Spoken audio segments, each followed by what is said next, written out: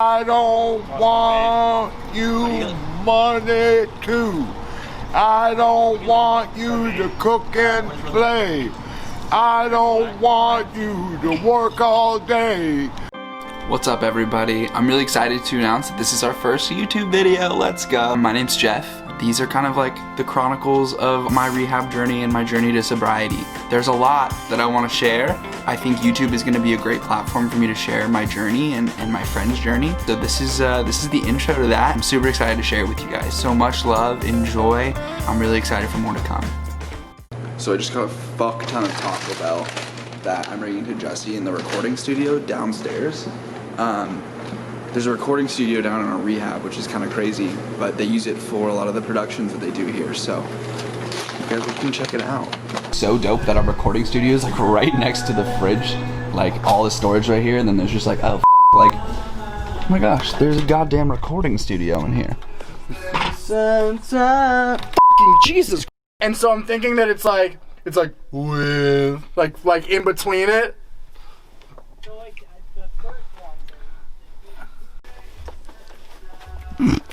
Fuck.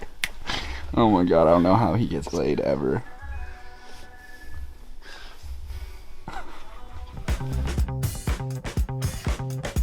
We're using a Jenga box and a water bottle, and it's Nicole's second live. Say hi, Jesse. They said I need help. Hi, Jesse. So Jesse draws these things every day when he comes into his office. It's like a self-portrait, and I think they're pretty spot on, honestly. It's how I feel. Jesse, what the fuck is that? It's you. No, it's not. It looks nothing like me. I drew you. Well, you were blonde when I drew. That looks nothing like me. It looks just like you. It looks nuts. I hate you.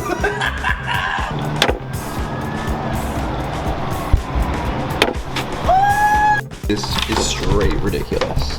The amount of shoes this guy has. So like, this is his whole thing. He's like, look at this. The chunky dunkies, like what? Insane. So one of my best friends, Leah, is working today, and we're gonna sticky note her car. It's like 95 degrees outside right now. The boys are going ham.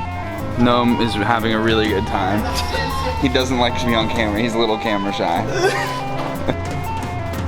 Oh, fuck.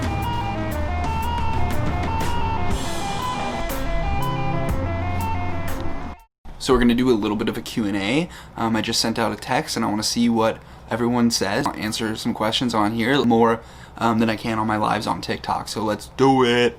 All right, guys, we're gonna start it out. This one's from Yasmin, sorry if I got that wrong. Yasmin. How do you make peace with a parent who suffers from substance abuse after all other possible measures have been exhausted?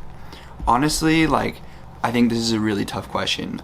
Neither of my parents were substance abuse substances, and I didn't have to go through that, and I'm sorry that you are going through that. Acceptance is so hard, and I think it's so hard in many areas of our lives, especially when it comes to our parents. That a really important thing to realize is that accepting the person for who they are, even if it's with an addiction or not, no matter what you're doing in life, is super important.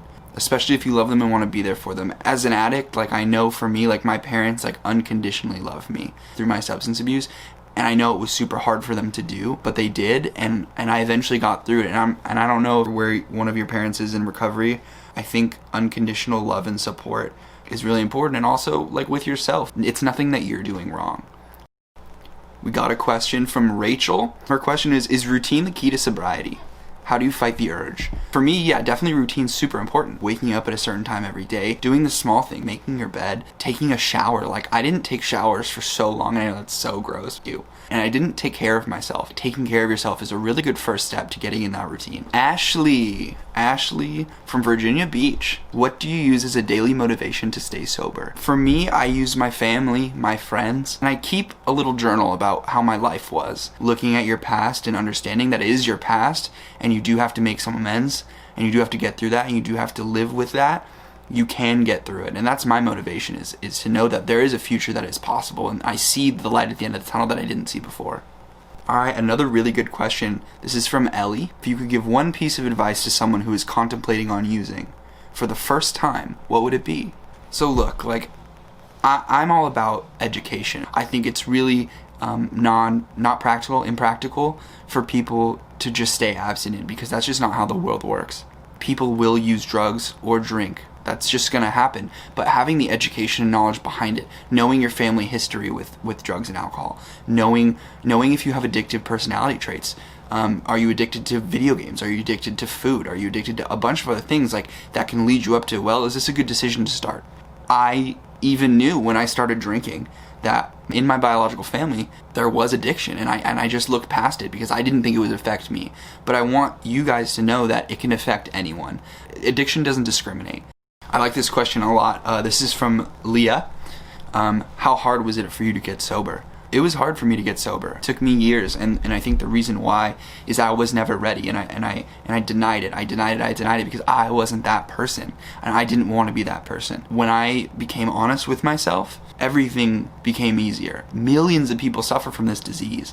It's really important to understand that it's okay, and you can get through it. And the hardest part for me was accepting that that's who I am. I truly want this channel to be able to help people, and I want people to be able to ask any questions they want. Understand that no question's stupid. I'm not a therapist, I'm not a counselor, I'm just a person who has been struggling for a long time. This is just me sharing my stories, advice, whatever I can to help anyone else who's struggling. So I just want to put that out there. I hope you guys truly enjoyed this, and I can't wait to be producing more content. So much love from me, from Jesse, from Molly, from all of Sober Squad. We love you, and we'll see you soon.